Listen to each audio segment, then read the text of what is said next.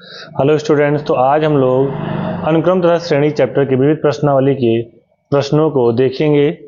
जैसा कि आप लोग प्रश्न में देख पा रहे हैं कि दिया गया है कि सभी x, y एलिमेंट n के लिए f x plus y equal to दिया गया है f x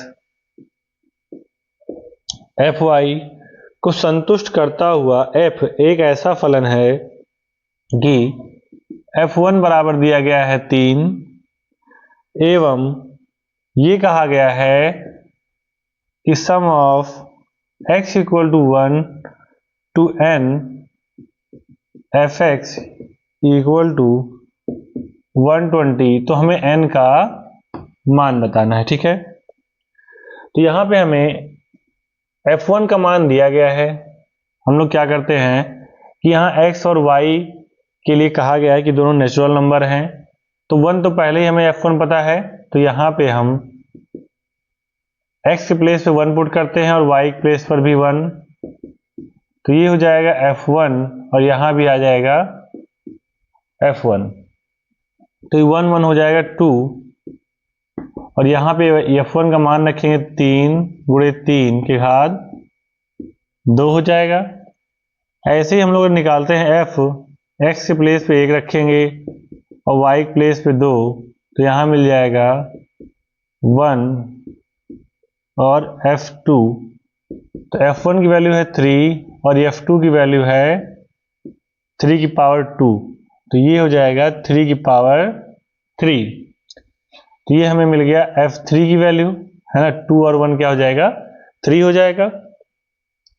ऐसे ही हम लोग f1 प्लस यहाँ पे 2 रखे तब 3 रख के देखते हैं, तो जाएगा f1 प्लस, सॉरी यहाँ प्लस नहीं है, यहाँ पे है मल्टीप्लाई, f y के स्थान पर रखेंगे 3, तो f1 का मान है 3, f3 का मान आया है 3 की घात 3, तो हो जाएगा 3 की घात 4। और ऐसे कहा गया है कि ये n तक है, तो अगर n तक लेकर जाएंगे, यहाँ पे अगर देखिए f1, f2, f3 और f4, इसको क्या बोलेंगे f4, मिलकर क्या बना रहे हैं, एक गुणोत्तर श्रेणी बना रहे हैं, क्योंकि हमें यहाँ मिल रहा है 3 और प्लस 3 की घात 2, 3 की घात 3 और प्लस 3 की घात 4, और ऐसे कहाँ तक मिलेगा 3 की पावर n तक मिलेगा, ठीक है। और इसका मान दिया गया हमें 120, ठीक है। इन सभी का योग दिया गया कितना 120, तो ये बन रहा है एक गुणोत्तर श्रेणी, ठीक है ना। यहाँ पे हम लोग देख पा रहे हैं कि इनका सार अनुपात जो है वो समान है, तो ये गुणोत्तर श्रेणी बन रहा है। अब गुणोत्तर श्रेणी है तो इसलिए यहाँ पे गुणोत्तर श्रेणी के योग का फार्मूला लगाएंगे, जो कि होता है Sn बराबर a, अभी a मतलब पहला पद यहाँ 3 आ जाएगा और r की power n minus 1 upon r minus 1 बराबर यहाँ 120 हो जाएगा। 3 से काटेंगे तो 3 चौक 12, यहाँ 3 की घात n माइनस 1 बराबर 40 गुणे 2 हो जाएगा, ये हो जाएगा 80 और प्लस 1 81 हो जाएगा। तो यहाँ 3 की घात n बराबर हो जाएगा 81, ठीक है। 81 आ गए हम लोग का, तो इसको लिख सकते हैं 3 की घात 4, तो n बराबर कितना हो जाएगा 4 हो जाएगा, ठीक है ना। n बराबर हमें मिल गया 4, हमें n का ही मान याद करना था, नोट कर लीजिए इसको। दूसरे प्रश्न में कहा गया है गुणोत्तर श्रेणी के कुछ पदों का योग 315 है, तो हम यहाँ पे मान लेते हैं कि कुछ पद के बजाय n पद है, तो माना GP के n पदों का योग कितना दिया गया है हमें 315 है, तो इसको लिख सकता हूं मैं Sn बराबर 315। और कहा गया उसका प्रथम पद मतलब ए दिया गया है हमें 5 और सार अनुपात मतलब आर बराबर दिया गया है 2।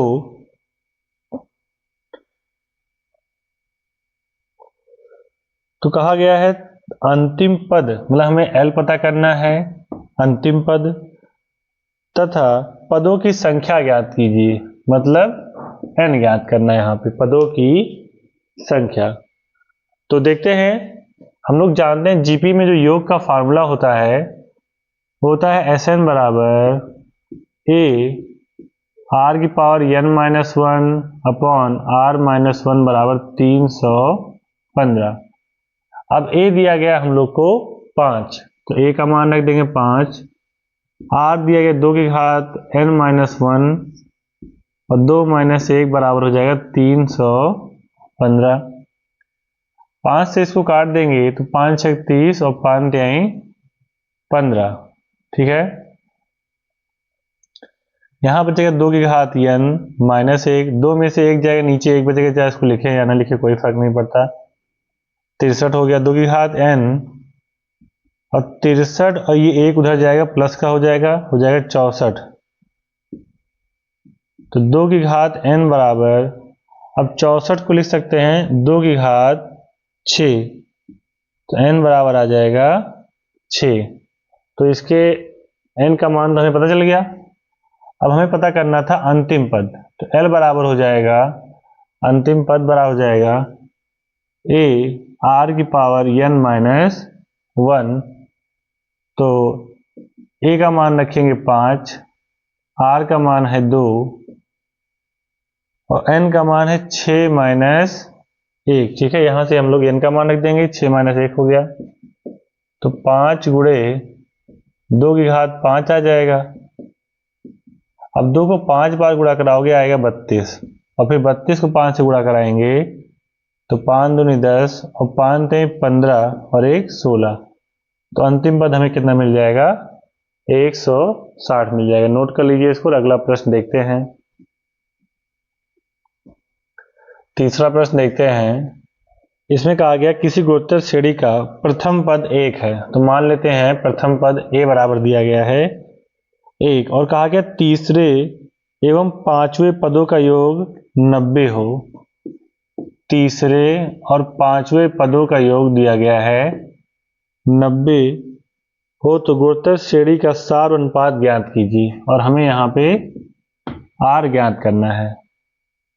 तो तीसरा पद मतलब a r की घात 3 माइनस का 1 हो जाएगा 2 और a r की घात 5 माइनस 1 हो जाएगा 4 और बराबर 90।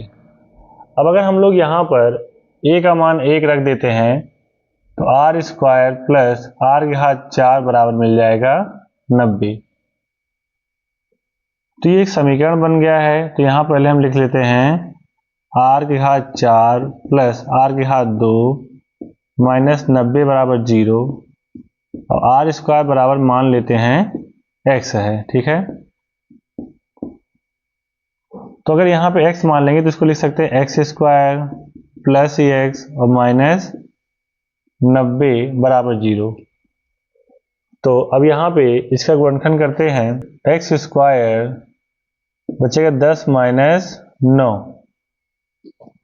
x माइनस 90 बराबर 0। तो x square plus 10x minus 9x और माइनस 90 बराबर आ जाएगा 0। यहाँ से x कॉमन कर लेंगे, x प्लस 10 बचेगा। यहाँ से माइनस 9 कॉमन कर लेंगे, बचेगा x प्लस 10 बराबर 0। तो एक ब्रैकेट में आ जाएगा x प्लस 10, एक ब्रैकेट में x माइनस 9 बराबर 0 रख लिए। तो यहाँ से x बराबर मिल जाएगा माइनस 10, x बराबर यहाँ से मिल जाएगा 9। तो ये एक काल्पनिक संख्या हो जाएगी, इसको छोड़ देंगे। x स्क्वायर के स्थान पर रखेंगे r स्क्वायर बराबर 9 हो जाएगा। तो यहाँ से r बराबर मिलेगा अंडर रूट 9, जिसका मान आएगा प्लस माइनस 3। ठीक है, तो यही हो जाएगा अपना सार अनुपात। नोट कर लीजिए इसको और अगला प्रश्न देखते हैं। तो 4th नंबर क्वेश्चन देखते हैं। जैसा कि आप लोग देख पा रहे हैं सामने आपके क्वेश्चन है कि किसी गुणोत्तर श्रेणी के 3 पदों का योग 56 है। दिया गया है किसी गुणोत्तर श्रेणी के 3 पदों का योग 56 है। यदि हम क्रम से इन संख्याओं में से 1, 7 और 21 घटाएं तो हमें एक समांतर श्रेणी प्राप्त होती है। संख्याएं ज्ञात कीजिए। तो हमें वो संख्याएं तीनों पता करनी है। तो इसमें देखेंगे किसी गुणोत्तर श्रेणी के 3 पदों का योग 56 है। तो 3 पद मान लेते a plus A r plus A r square बराबर लिख लिए 56। ठीक, 3 पद मान लिए कि पहला पद a है, दूसरा हो जाएगा ए आर और तीसरा हो जाएगा ए आर स्क्वायर, मतलब a1 plus a2 plus a3 बराबर 56 लिख लिए और फिर उनका मान रख दिए। यहां से a कॉमन कर लेंगे तो बचेगा 1 प्लस आर स्क्वायर बराबर 56। अब कहा गया है कि इन संख्याओं में से अगर क्रम से हम 1, 7 और 21 घटाएं तो जब पहले में से घटाएंगे 1 तो a माइनस 1 मिलेगा और दूसरे में से घटाएंगे ए आर में से घटाएंगे हम लोग 7 कहा है घटाने के लिए तो ए आर माइनस 7 हो जाएगा और तीसरा हो जाएगा ए आर स्क्वायर माइनस 21। तो कह रहा है कि एक समांतर श्रेणी बन जाता है। ये क्या बन जाएगा? एक समांतर श्रेणी है। अब तुम लोग समांतर श्रेणी में पढ़े हो कि इनमें जो दो पदों का अंतर होता है वो समान होता है। तो अगर ये कहते हैं कि ये पहला पद है, ये दूसरा पद है और ये तीसरा पद है, तो इसमें से हम लोग दूसरे पद में से पहले पद को घटाएं और तीसरे पद में से दूसरे पद को घटाएं तो इनका अंतर जो है समान रहता है, इसलिए अंतर है तो इनको हम लोग बराबर लिख सकते हैं। यहाँ पे इसको सॉल्व करेंगे A R minus 7 minus A plus 1 A r square minus 21 और minus A R minus minus हो जाएगा प्लस 7। देखो यहाँ पे ये हो जाएगा ए आर माइनस ए और 7 में से 1 जाएगा 6 बचेगा माइनस का, ए r square minus A R यहाँ पे 7 चला जाएगा बचेगा 14। इन सबको इधर लिख लेते हैं तो यहाँ पहले से मिला है हमें ए आर स्क्वायर, यहाँ लिखा है माइनस ए आर, ये भी इधर जाएगा माइनस का ए आर हो जाएगा, ए भी जाएगा तो प्लस ए हो जाएगा और यहाँ माइनस 14 है और ये जाएगा प्लस 6 बराबर 0। तो ए आर स्क्वायर ये जुड़ जाएगा माइनस का 2 ए आर हो जाएगा प्लस ए और यहाँ से 6 घटा देंगे बचेगा 8। 8 को उधर भेज देते हैं, a r square minus 2 a r plus a बराबर 8 आ गया। ठीक है, अब यहाँ से ए कॉमन कर लो तो आएगा are square minus 2r plus 1 बराबर 8। इसे मान लेते हैं हम लोग समीकरण 2 और इसे समीकरण 1 कह देते हैं। ठीक है, अब क्या करेंगे कि समीकरण 2 को भाग कर देंगे समीकरण 1 से। जब 2 को 1 से भाग करेंगे देखो क्या आएगा,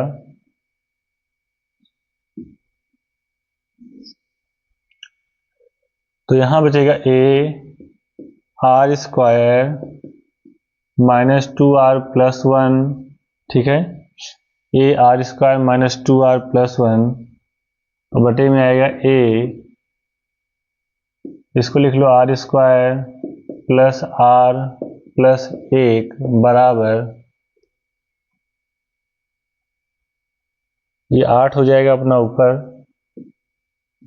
और 56 आ जाएगा नीचे। ठीक है, ये हम दूसरे समीकरण को पहले समीकरण से भाग कर रहे हैं तो ए से ए कट गया, 8 सती 56, इस 7 को इधर भेज देंगे तो 7 are square minus 2r plus 1 बराबर r square plus r plus 1 हो गया। 7 के अंदर गुणा कराएंगे तो आएगा 7 आर स्क्वायर माइनस 7 दूनी 14 आर प्लस 7, इसको इधर ले आएंगे तो माइनस का आर स्क्वायर माइनस आर और माइनस 1 बराबर 0 मिल जाएगा। अब 7 में से 1 घटाएंगे तो बचेगा 6 आर स्क्वायर, तो 14 में से 1 आर जुड़ जाएगा 15 हो जाएगा और 7 में से 1 जाएगा बचेगा 6। इस पूरे में 3 कॉमन है, 3 दूनी 6, 3 पचे 15, यहाँ भी 3 दूनी 6 हो जाएगा। ठीक है, तो 2r square minus 5r plus 2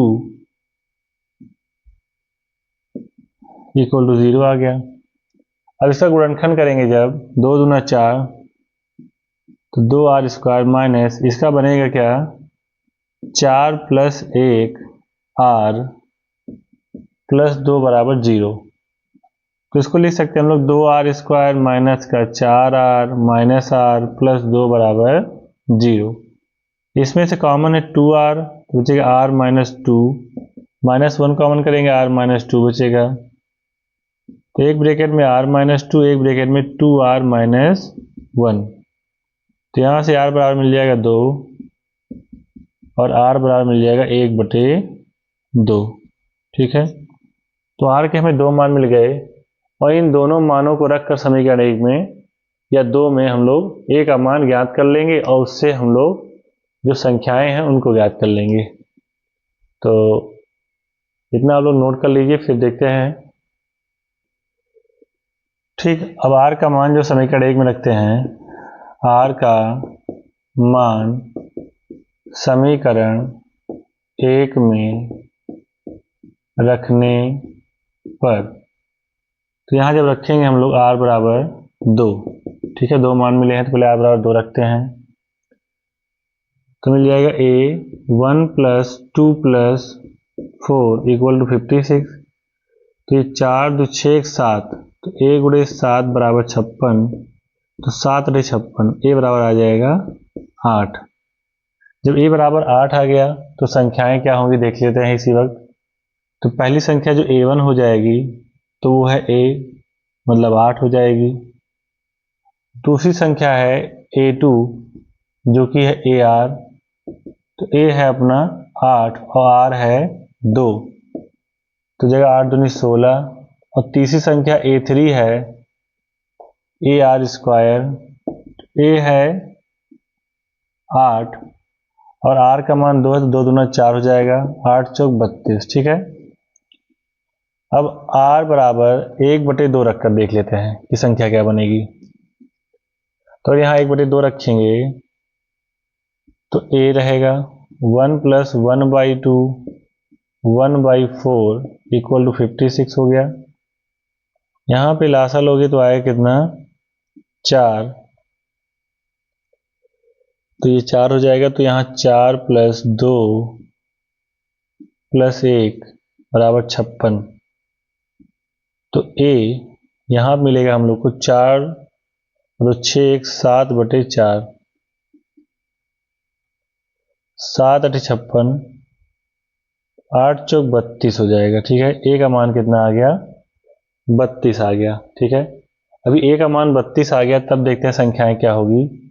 तो a1 है a, तो ये 32 हो जाएगा a1। a2 है ar, तो a है 32 और r का मान है 1/2, तो ये 16 हो जाएगा। तीसरी संख्या हो जाएगी ar स्क्वायर, a है 32 और r का मान है 1/2, तो 1/4 हो जाएगा और 4 32। ठीक है, 8 आ जाएगा। तो इस तरह से हमें तीनों संख्याएं मिल गई। तो जब हम लोग r बराबर 2 लेंगे तो ये होंगी तीनों संख्याएं, और जब r बराबर 1/2 लेंगे तो ये 3 संख्याएं हमें मिल जाएंगी।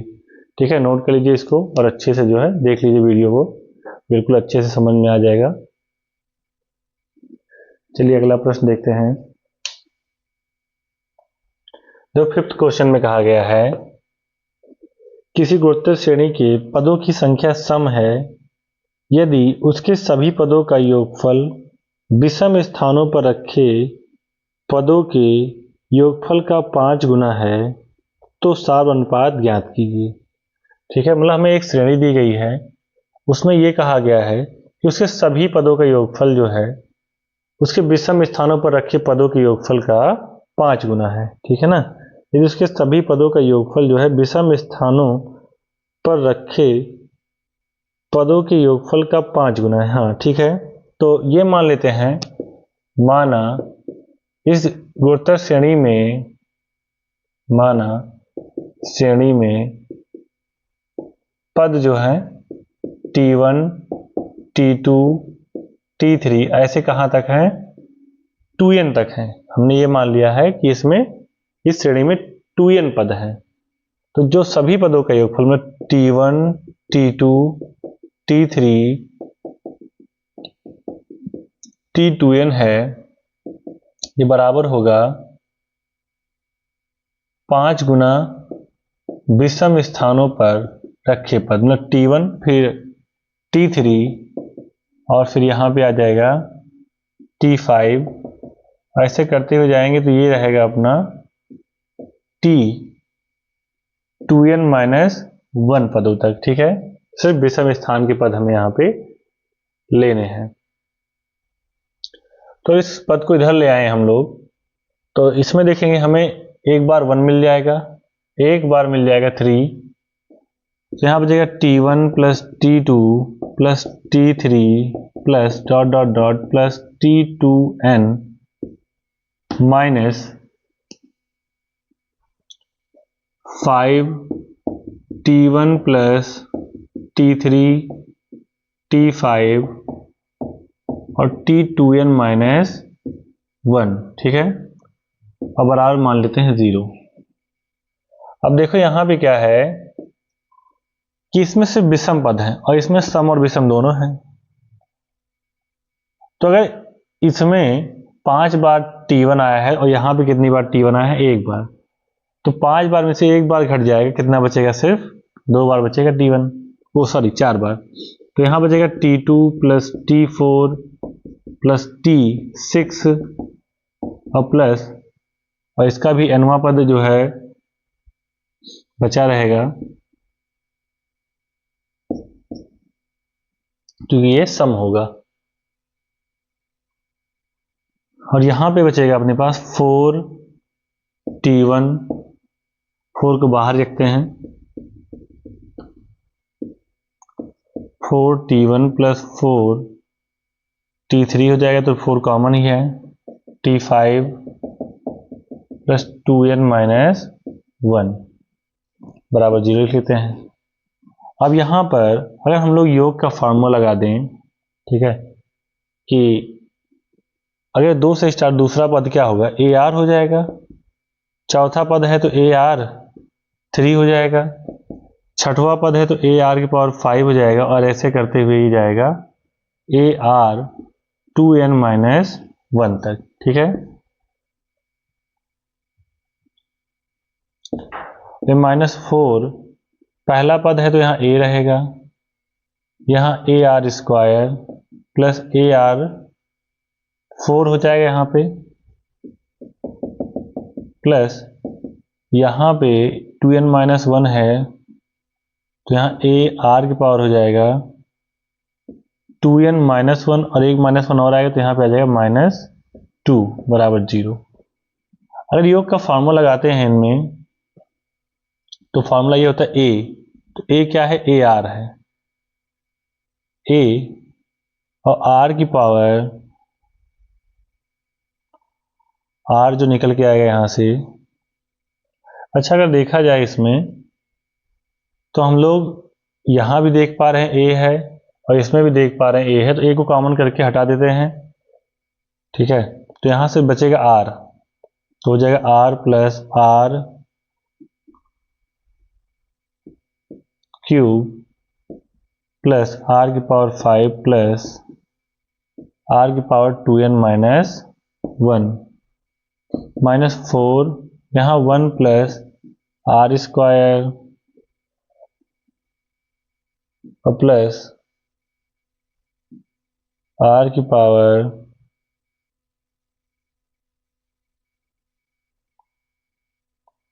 4 प्लस r की पावर बचेगा यहाँ पे 2n माइनस 2। उसके बाद हम लोग ये भी देख रहे हैं, अगर हम लोग r भी कॉमन कर लेते हैं तो यहाँ भी बच जाएगा 1, यहाँ आएगा 2, यहाँ 4 और यहाँ हो जाएगा एक r और कम हो जाएगा, तो r भी कॉमन कर लिए। तो अब देखो इसमें और इसमें ये कॉमन हो गया, ठीक है, दोनों में कॉमन है।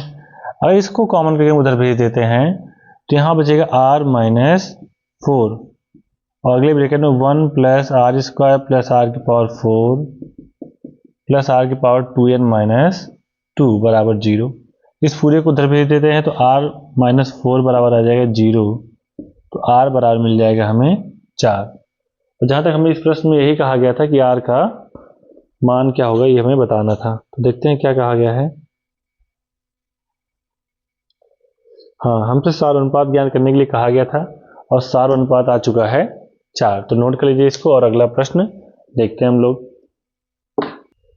तो फिफ्थ क्वेश्चन में देखते हैं, कहा गया है यदि a plus b x upon a minus b x equal to b plus c x upon b minus c x equal है c plus d x upon c minus d x where is x is not equal to 0 हो तो दिखाइए कि a b c d गुणोत्तर श्रेणी में है। तो इसको हल करके हमें ये दिखाना है कि a b c d गुणोत्तर श्रेणी में है। तो सबसे पहले हम इन दोनों को ले लेते हैं, a plus b x upon a minus b x और b plus c x upon b minus c x. इसको हल करेंगे तो इसका हम लोग क्रॉस मल्टीप्लाई करा लेते हैं, a प्लस बी एक्स और b माइनस सी एक्स बराबर b प्लस सी एक्स और a माइनस बी एक्स। इसका गुणा कराएंगे इसमें तो मिलेगा हमें a b minus a c x, फिर इसका b में कराएंगे तो b square x minus b c x square, फिर इसका कराएंगे ए बी हो जाएगा minus b square x plus a c x और यहाँ पे आ जाएगा बी सी एक्स स्क्वायर। देखते हैं दोनों साइड कुछ कैंसिल हो रहा है, जैसे यहाँ पे ए बी से ए बी कैंसिल हो गया, ए सी एक्स यहाँ माइनस का इधर प्लस का नहीं कैंसिल होगा, बी स्क्वायर एक्स नहीं, b c x square cancel हो जाएगा, ये माइनस का इधर ले आओ इसको तो बी स्क्वायर एक्स यहाँ पहले से है ये भी आएगा, हो जाएगा प्लस का बी स्क्वायर एक्स। यहाँ पे बचा है अपने पास ए सी एक्स, ये भी इधर जाएगा प्लस हो जाएगा ए सी एक्स, जुड़ जाएगा 2b square x equal to 2ac x, x से एक्स कैंसिल और 2 से 2, b square equal to ac आ गया। अब इसको लिख सकते हैं हम लोग, b स्क्वायर को b इंटू बी लिख सकते हैं तो b अपॉन c और ये हो जाएगा a अपॉन b, ठीक है, b को इधर भेज दिए। ऐसे ही दूसरा ले लेते हैं, इन दोनों को देखो b plus c x upon b minus c x equal to c plus d x upon c minus d x. इसको यहाँ गुणा कराएंगे तो b plus c x c minus d x equal to c plus d x और b minus c x हो जाएगा। गुणा करा लेते हैं इसको, यहाँ मिलेगा b c minus b d x, इसका गुणा कराएंगे प्लस सी स्क्वायर एक्स, फिर यहाँ गुणा कराएंगे minus c d x square, फिर इसका कराएंगे b c minus c square x, इसमें कराएंगे plus b d x minus c d x square, c d x square cancel, b c से बी सी कैंसिल हो जाएगा। यहाँ सी स्क्वायर एक्स है, इसको भी लाएंगे सी स्क्वायर एक्स हो जाएगा equal to b d x यहाँ भी है plus b d x, 2c square x equal to 2bd x, 2 से 2 कैंसिल हो जाएगा, c स्क्वायर इक्वल टू मिल जाएगा bd। तो यहाँ से हम लोग बनाएंगे इसको, तो हो जाएगा c अपॉन क्या बनाए इधर, c अपॉन b हो जाएगा और यहाँ d अपॉन c। तो यहाँ पर इसी तरीके से बनाएंगे अगर, तो अगर इसको पलट दिया जाए तो ये हो जाएगा c अपॉन b और ये b अपॉन a हो जाएगा, ठीक है। तो इधर भी c अपॉन b, उधर भी c अपॉन b, तो इसको हम लिख सकते हैं कि जो b अपॉन a है और c अपॉन b है और d अपॉन c है, ठीक है। ये तीनों इक्वल है, ये तीनों क्या हैं, इक्वल है। अगर यहाँ देखा जाए तो b upon a equal to c upon b है और यहाँ पर भी है, तो ये तीनों अगर इक्वल दिए गए हैं तो इसका मतलब ये है कि जो a, b, c व d है वो GP में है, मतलब गुणोत्तर श्रेणी में है, ठीक है। यही हम लोग को दिखा रहा था, तो नोट कर लीजिए इसको और अगला प्रश्न देखते हैं। तो 7 नंबर क्वेश्चन देखते हैं। कहा गया किसी गुणोत्तर श्रेणी में यस n पदों का योग, p उनका गुणनफल तथा r उनके व्युत्क्रमों का योग हो तो सिद्ध कीजिए कि p स्क्वायर r की पावर n बराबर s की पावर n। तो लिखेंगे Sn बराबर a r की power n minus 1 upon r minus 1। ये n पदों के योगफल का फॉर्मूला हो गया। कह रहा है p उनका गुणनफल है, मतलब n पदों का गुणनफल है p, तो p बराबर लिखेंगे a इंटू ar स्क्वायर और ऐसे ही जो nवां पद होगा हो जाएगा a r की पावर n माइनस 1। अगर इसका योगफल ज्ञात करें तो a की पावर क्या मिल जाएगा हम लोग को, n मिल जाएगा, क्योंकि a आया है n बार। तो जब इसको इसी घात को जोड़ेंगे n बार तो a की पावर n हो जाएगा। r को देखो, r की पावर यहाँ 1 है प्लस 2 प्लस 3 और ऐसे चलेगा ये n माइनस 1 पदों तक। तो n पदों के योग का फार्मूला होता है n प्लस 1, n पदों के योग का फार्मूला होता है n प्लस 1 अपॉन 2। तो यहाँ n के प्लेस पर रखेंगे n माइनस 1, ठीक है। तो यहाँ देखो क्या मिलेगा, a की पावर n इंटू r की पावर, जहाँ n है वहाँ पे रखेंगे हम लोग n माइनस 1 और यहाँ पे हो जाएगा n माइनस 1 प्लस 1 अपॉन 2। तो कुल मिला के p इक्वल टू मिल जाएगा हमें a की पावर n r की पावर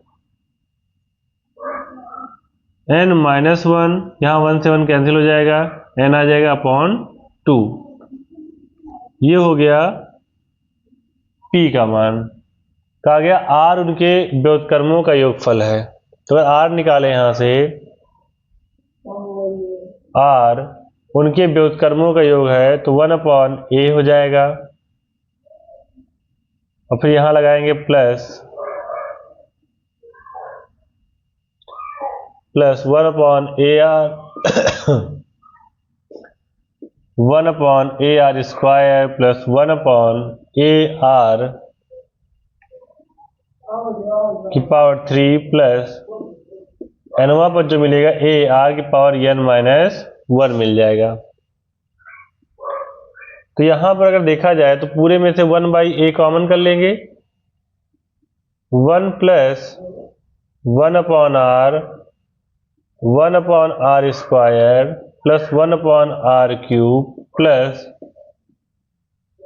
r की पावर n माइनस 1। तो 1/a एलसीएम लेंगे अगर इसमें तो मिल जाएगा r की पावर n माइनस 1 मिलेगा। फिर इसका गुणा इसमें कराएंगे तो r की पावर n माइनस 1 आ जाएगा।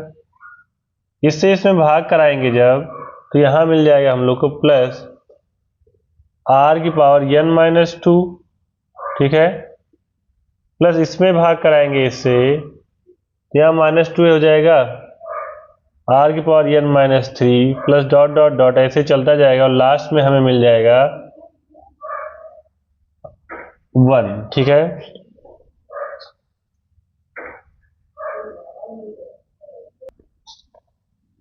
r बराबर मिल जाएगा 1/a, इसको लिख सकते हैं हम लोग 1 plus r square plus dot dot dot r की पावर n माइनस 1 हो जाएगा और नीचे दिया है r की पावर n माइनस 1। r बराबर a, r की पावर n माइनस 1 बाहर कर लेंगे, इसका योग लगाएंगे जब फार्मूला तो यहाँ भी मिलेगा हम लोग को a r की power n minus 1 upon r minus 1 आ जाएगा। फिर r बराबर 1 अपॉन a r की पावर n माइनस 1 r की power n minus 1 upon r minus 1। तो ये हो जाएगा हम लोग का r का मान। अब यहाँ से हम लोग ले लेते हैं left hand side. Left hand side में दिया गया है p स्क्वायर r की पावर n, यहाँ p की वैल्यू रख देते हैं और p की वैल्यू ये आई है निकल के यहाँ पे, ठीक है, और r की वैल्यू तो p का मान है a की पावर n r की पावर n माइनस 1 n/2 का स्क्वायर है तो स्क्वायर कर देंगे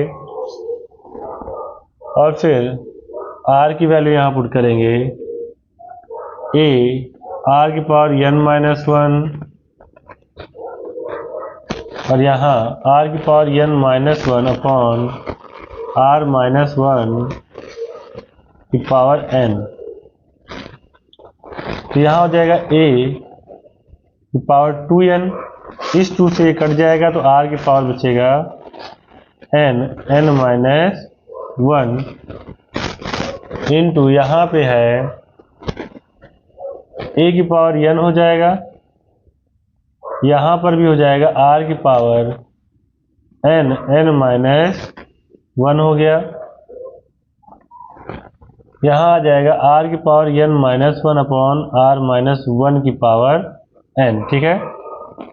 अभी देखो ये तो कट जाएगा, इससे a की पावर n में से 2n में से a की पावर n घट जाएगा तो अपने पास बचेगा a की पावर n और यहाँ r की power n minus 1 upon r minus 1 की पावर n। तो इसको लिखा जा सकता है a r की power n minus 1 upon r minus 1 की पावर n, और ये जो वैल्यू है ये n पदों के योगफल का फार्मूला है। ये देखिए यहाँ पे Sn बराबर होता है a r की power n minus 1 r minus 1, तो इसको लिखा जा सकता है s की पावर n और यही हम लोग को यहाँ पे दिखाना था, ठीक है। तो प्रूव हो गया, आप लोग इसको नोट कर लीजिए। अगर एक बार में नहीं समझ में आता है दोबारा बैक करके वीडियो देखेंगे, बिल्कुल अच्छे समझ में आ जाएगा। तो 8th नंबर क्वेश्चन देखते हैं। कहा गया यदि a b, c d गुणोत्तर श्रेणी में है तो सिद्ध कीजिए कि a की पावर n प्लस b की पावर n और b की पावर n प्लस c की पावर n और c की पावर n प्लस d की पावर n गुणोत्तर श्रेणी में है। तो अगर ये सब गुणोत्तर श्रेणी में है तो पहला पद a है तो a ही रहेगा और b बराबर हो जाएगा अपना ar, c बराबर हो जाएगा ar स्क्वायर और ऐसे d बराबर हो जाएगा ar क्यूब हो जाएगा। कहा गया है कि सिद्ध कीजिए कि a की पावर n प्लस b की पावर n और b की पावर n प्लस c की पावर n और c की पावर n प्लस d की पावर n गुणोत्तर श्रेणी में है। तो उसके लिए हम लोग क्या करते हैं, यहाँ पे इनका दूसरा पद बटे पहला पद करा लेते हैं। ठीक है, तो दूसरा पद क्या है, b है, और b का मान है a r की पावर n, और यहाँ a r स्क्वायर की पावर n हो जाएगा। a के प्लेस पे a ही रहेगा, a की पावर n, और b का मान हो जाएगा a r की पावर n। इसको हल करेंगे, देखो यहाँ पर a की पावर n है और a की पावर n, यहाँ भी r की पावर n रहेगा। लिखना चाहो लिख लो, a की पावर n r की पावर n प्लस a की पावर n और r की पावर 2n हो जाएगा। a की पावर n प्लस a की पावर n और r की पावर n। अगर यहाँ से हम लोग r की पावर n कॉमन कर लें तो बचेगा a की पावर n प्लस a की पावर n r की पावर n, क्योंकि यहाँ पे 2n है। और यहाँ a की पावर n प्लस a की पावर n r की पावर n, तो ये दोनों सेम है तो कैंसिल हो जाएगा, आ जाएगा r की पावर n। ऐसे ही हम लोग इन दोनों को लेते हैं, तो तीसरा पद cn प्लस d की पावर n बटे दूसरा पद c का मान है a r square plus d का मान है a r क्यूब, और b का मान है a r की power n plus a r square की पावर n हो जाएगा। तो a की पावर n r की पावर 2n हो जाएगा प्लस a की पावर n r की पावर हो जाएगा यहाँ पे 3n अपॉन a की पावर n r की पावर n प्लस a की पावर n और r की पावर हो जाएगा 2n। यहाँ से अगर देखा जाए तो हम लोग कॉमन कर लेते हैं r की पावर n को, तो बचेगा a की पावर n, यहाँ 2n है तो सिर्फ बचेगा r की पावर n प्लस यहाँ पर बचेगा a की पावर n r की पावर 2n, और नीचे वाले को ऐसे छोड़ देते हैं a की पावर n r की पावर n प्लस a की पावर n r की पावर 2n, इससे कैंसिल हो जाएगा, यहाँ भी आ जाएगा r की पावर n। तो इन दोनों को सॉल्व करने पर r की पावर n ही आया, तो हम इसको लिख सकते हैं जो b की पावर n प्लस c की पावर n है अपॉन a की पावर n प्लस b की पावर n, ये बराबर होगा c की पावर n प्लस d की पावर n अपॉन b की पावर n प्लस c की पावर n। तो इसका मतलब ये दोनों बराबर हैं, तो इसका मतलब जो a की पावर n प्लस b की पावर n, b की पावर n प्लस c की पावर n और c की पावर n प्लस d की पावर n दिया गया है, ये गुणोत्तर श्रेणी है, गुणोत्तर श्रेणी है कि जीपी में है। ठीक है, नोट कर लीजिए, अगला प्रश्न देखते हैं।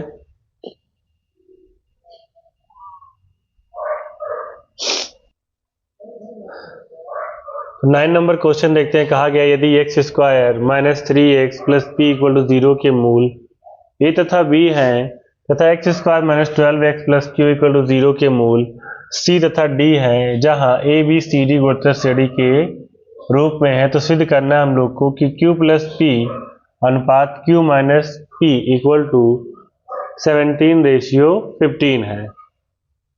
तो यहाँ पे हमें कहा गया है कि ए बी सी डी गुणोत्तर श्रेणी में है। अगर ए बी सी डी गुणोत्तर श्रेणी में तो ये मान लेते हैं कि b बराबर हो जाएगा ए आर, c बराबर ए आर स्क्वायर और d बराबर हो जाएगा ए आर क्यूब।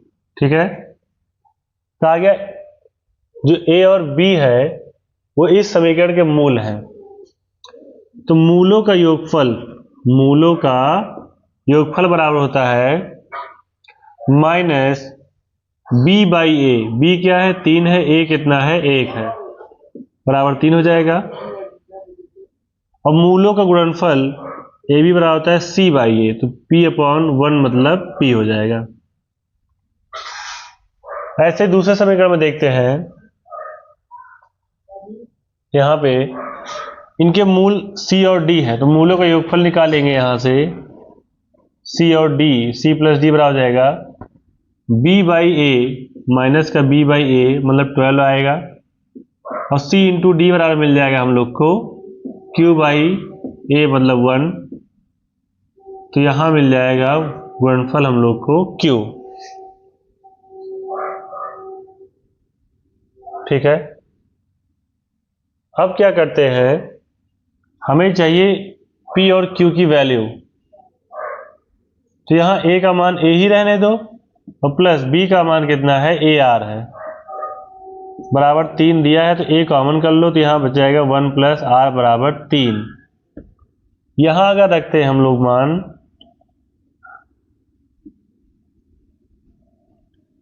यहाँ पर रखेंगे अगर मान, तो a ऐसे ही रहेगा, b का मान है AR बराबर p, तो a स्क्वायर r बराबर मिल जाएगा हम लोग को p।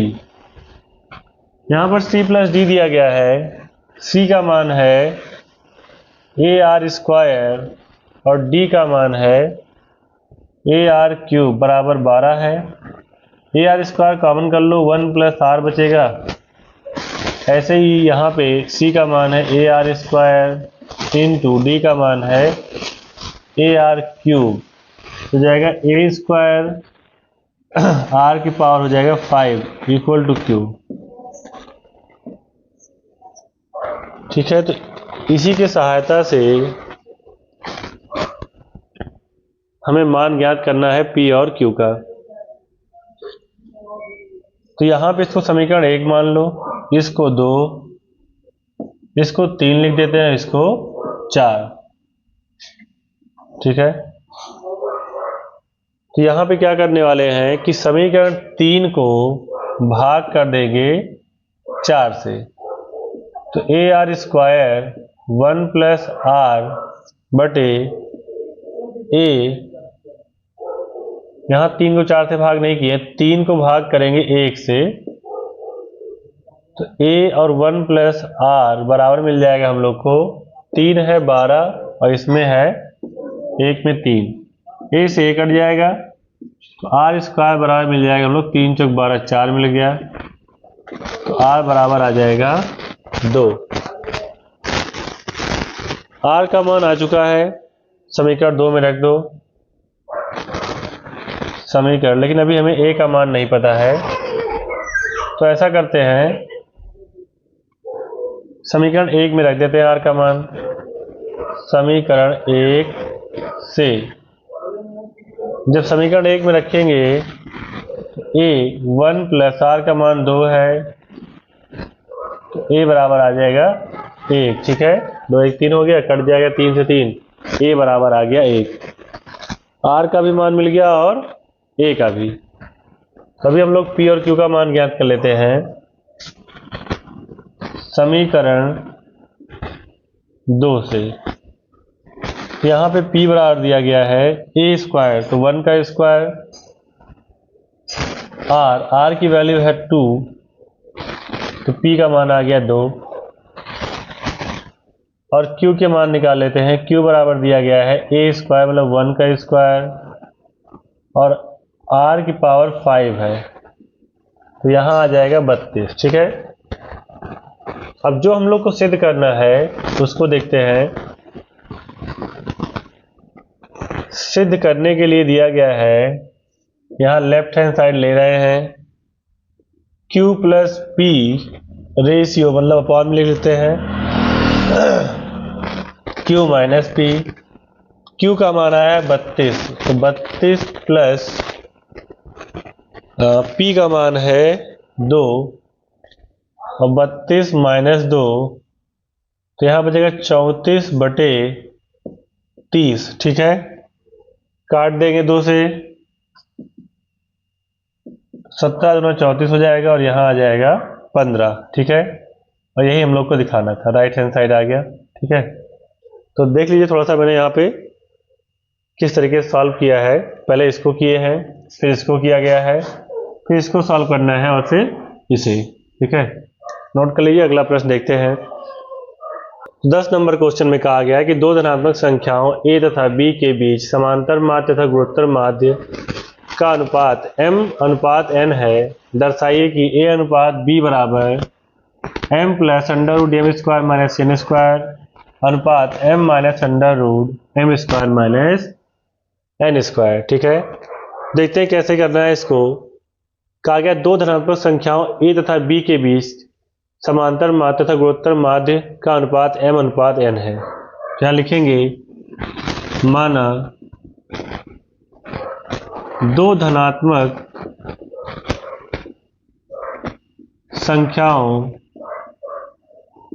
a व b के बीच समांतर माध्य तथा गुणोत्तर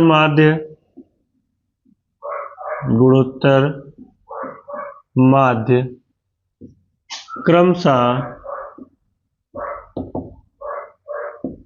AM व GM, मतलब अर्थमेटिक मीन और ज्योमेट्रिकल मीन GM है। तो यहां पे हम लोग निकालेंगे AM है, AM बराबर लिख देता हूं दो संख्याओं गुणोत्तर माध्य होता है a प्लस बी बाई 2, इसको दर्शा देते हैं a से, और GM को दर्शाते हैं G से। GM बराबर हो जाएगा अंडर रूट AB। कहा गया समांतर माध्य तथा गुणोत्तर माध्य का अनुपात, इन दोनों का अनुपात A बटे G बराबर दिया गया हमें M अनुपात N। A का मान है a प्लस बी बाई 2 और G का मान है अंडर रूट AB, तो M अपॉन N हो जाएगा। अब इसको हल करने के लिए हम लोग को एक नियम देखना पड़ेगा, समानुपात नियम से। ठीक है, इसमें क्या करना होता है, इस नियम के हिसाब से कि जो हर में दिया गया है वो ऊपर जाके जुड़ जाएगा और उसी को हम लोग माइनस लगा के नीचे लिख लेंगे। देखिए कैसे, जैसे a प्लस बी है तो यहाँ पे जो नीचे हर में दिया गया प्लस 2 रूट AB कर लेंगे, और जो यहाँ पे हमने लिखा है उसी को हम लोग माइनस में करके नीचे भी लिख लेंगे। ये है समानुपात का नियम, जो हर में दिया वही प्लस में करके ऊपर लिख लिए और उसी चीज को माइनस लगा के नीचे लिख दिए।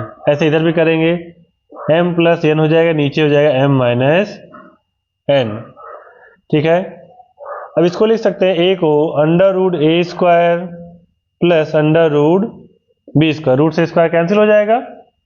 तो फॉर्मूला बनाने के लिए हमें ऐसा करना पड़ेगा, यहाँ पे ऐसे नीचे भी कर लेंगे a square plus under root b square minus 2 under root AB, और इधर ऐसे लिख देंगे m plus n upon m minus n।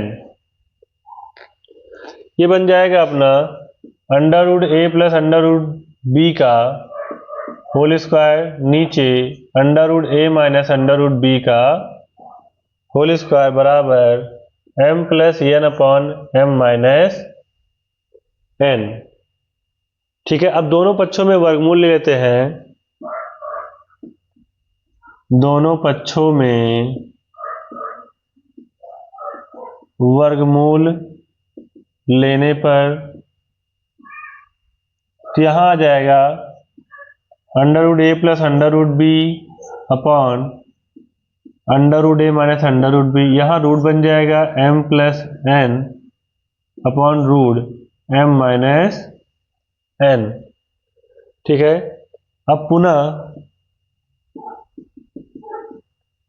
समानुपात का नियम लगाने पर, तो फिर से जब लगाएंगे तो यहां पर फिर से वही करेंगे, under root a plus under root b plus लगा के लिखेंगे under root a minus under root b,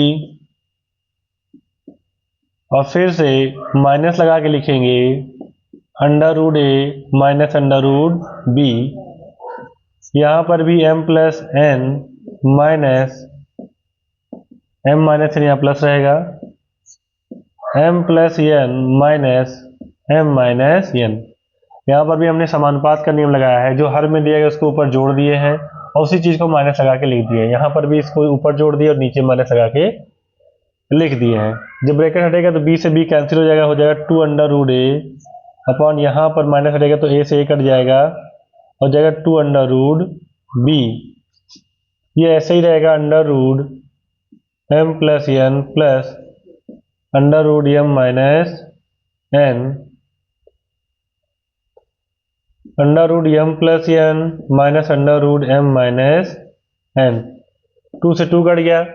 हमें a और रेशियो b बनाना है तो उसके लिए दोनों पक्षों में वर्क करना पड़ेगा। दोनों पक्षों में वर्ग करने पर, जब दोनों पक्षों में वर्क करेंगे तो यहां से स्क्वायर से रूट कैंसिल हो जाएगा, आ जाएगा अपना a upon b equal to यहां पे बन जाएगा under root m plus n plus under root m minus n का होल स्क्वायर और under root m plus n minus under root m minus n का होल स्क्वायर आ जाएगा। ठीक है, तो इसको जब सॉल्व करेंगे तो a स्क्वायर कराएंगे तो m प्लस एन बचेगा यहाँ plus m minus n plus 2 under root m plus n m minus n upon